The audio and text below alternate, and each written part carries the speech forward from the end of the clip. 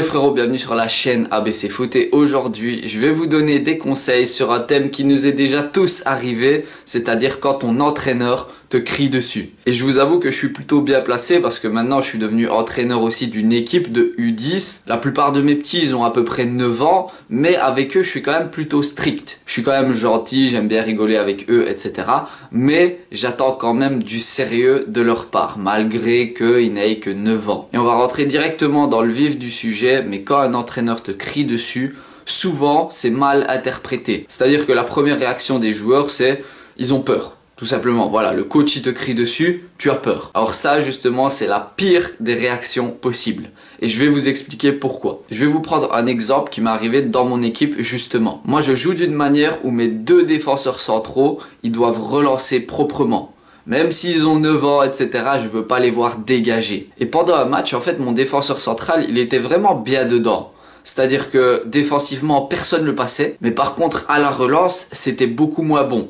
C'est-à-dire qu'il faisait des passes qui n'étaient pas précises ou alors il dégageait le ballon. Et moi, ça, c'est la dernière chose que je veux voir. Et donc, ce que j'ai fait, c'est que j'ai crié son nom très fort et j'ai dit « Matteo, maintenant, tes passes, essaye de t'appliquer dessus. » Et ce qui s'est passé, c'est que Matteo, c'est mon défenseur central, il a eu peur, d'accord? Et donc quand un joueur a peur, il perd confiance en lui et ses passes sont devenues encore plus mauvaises. Et donc ce que j'ai fait, c'est que je l'ai pris à part et je lui ai expliqué ce que je lui demandais, je lui ai expliqué que je voulais pas lui crier dessus et qu'il ne fallait pas avoir peur. Parce que quand ton entraîneur te crie dessus, la première chose que tu vas penser c'est « Ah ouais, il m'aime pas » ou alors « Il a un truc contre moi ». Alors que pas du tout, mon défenseur central, je l'adore. Mais justement, je sais de quoi il est capable. Là, c'est un vrai conseil que je vous donne. Si ton entraîneur te crie dessus, la première chose à faire, c'est ne pas avoir peur. Il faut pas que la peur te prenne. Parce que si la peur te prend, alors là, tu peux être sûr de faire un mauvais match derrière. Parce que tu vas perdre confiance en toi. Et si tu perds confiance en toi, bah, tu vas faire des mauvaises choses avec le ballon et sans le ballon. Première chose, si ton entraîneur te crie dessus, n'aie pas peur. Justement, s'il te crie dessus, c'est pour ton bien. C'est-à-dire qu'il connaît ton niveau et il veut que tu fasses mieux. Un autre exemple avec un autre défenseur central de mon équipe, la dernière fois, il reçoit le ballon et il le dégage loin devant. Et là, je lui ai clairement dit, écoute, c'est la dernière fois que je veux voir ça de ta part. Et c'était pas du tout pour lui faire peur, c'était pour lui faire comprendre que je savais qu'il pouvait jouer proprement au sol. Et donc que c'était inutile de dégager le ballon loin devant alors qu'on pouvait construire de l'arrière. Le deuxième conseil que je peux donner à un joueur qui se fait crier dessus par son entraîneur, c'est qu'il ne faut pas se dire « Ah ouais, mon entraîneur il m'aime pas ». Et je vais vous dire la vérité parce qu'en fait, je pense que tous les coachs on pense pareil. Mais si ton entraîneur te crie dessus, c'est parce qu'il t'aime bien. Et là, vous allez me dire, mais non, justement, s'il te crie dessus, c'est parce qu'il t'aime pas, etc. Non, pas du tout. Moi, personnellement, si je crie sur un de mes joueurs, c'est parce que je l'aime bien. Si je l'aimais pas, je lui dirais rien, tout simplement. Je prendrais même pas la peine de parler ou de crier son nom avec une consigne. Si j'aime bien le joueur, ça veut dire que je veux qu'il fasse mieux, qu'il soit tout le temps à 100%. Parce que s'il est à 100%, il va faire des bonnes choses. Et s'il fait des bonnes choses, il va être content, tout simplement. Et donc, qu'est-ce que je vais faire? Je vais crier dessus pour lui donner des consignes et pour qu'il fasse mieux. Mais pas parce que je l'aime pas. Justement, je l'aime bien. Je veux qu'il y arrive. Je veux qu'il soit à 100%. Et je veux surtout qu'il soit content à la fin de son match. Et maintenant, on va passer au troisième conseil. Et là, c'est plutôt une chose à ne surtout pas faire. Si ton entraîneur te crie dessus, la chose à ne pas faire, mais vraiment là je vous jure c'est la chose à ne pas faire, c'est à ne pas l'écouter. Si ton entraîneur te crie dessus, je vais prendre un exemple.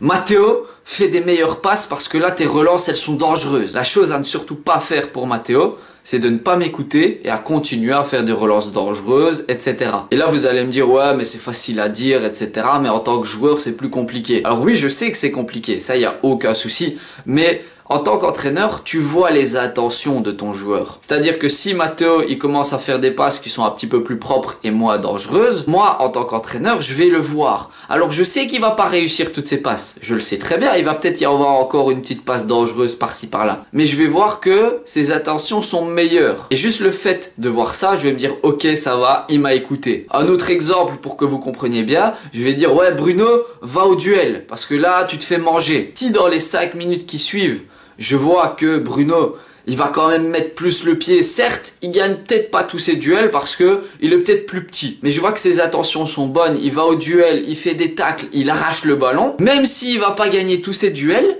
je vais être content de lui. Parce que son niveau de jeu aura augmenté. Même si ce sera pas parfait, ce sera quand même mieux qu'au début. Donc si ton entraîneur te crie dessus, essaye de prendre sa remarque en compte, d'accord? Et essaye de faire tout ce qui est dans ton possible pour l'appliquer. C'est des choses qui sont toutes bêtes, mais si vous arrivez à mettre les 3 conseils que je vous ai donnés en place, alors là, vous allez passer à un stade supérieur. Et en plus de ça, ton entraîneur, il sera content de toi. Et un entraîneur qui est content de son joueur, eh ben il va le faire jouer, tout simplement. Donc voilà les gars, j'ai essayé de vous donner mon avis sur le sujet, vu que maintenant je suis entraîneur d'une équipe. Et si je peux vous glisser un dernier petit conseil pour la fin de la vidéo, c'est si vous ne comprenez pas ce que votre entraîneur demande, ou alors si vous crie dessus mais que vous ne comprenez pas pourquoi, tout simplement, allez lui demander. Ça paraît si simple là, mais il y a beaucoup de joueurs qui ont peur, et je sais pas pourquoi. Personnellement, si un petit ne comprend pas ce que je lui dis ou ce que je lui demande, je préfère qu'il vienne me le demander plutôt qu'il fasse des conneries sur le terrain. Parce que s'il fait des conneries, je vais être obligé de le sortir. Si vous avez des questions,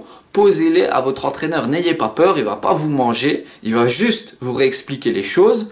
Et après, bah, tout le monde sera content parce que vous aurez compris. Et votre entraîneur, il se dira, ah bah ouais, mon joueur, il est appliqué, il vient me poser des questions. Et maintenant, au moins, il a compris. J'espère que mes conseils vont vous aider si vous avez ce genre de problème avec votre coach. Pour ceux qui veulent me suivre sur Instagram, bah, n'hésitez pas à taper coach-ABC Foot et vous me trouverez tout simplement. Et sinon, comme d'habitude, les filles et les garçons, je vous dis à la prochaine et surtout, entraînez-vous bien.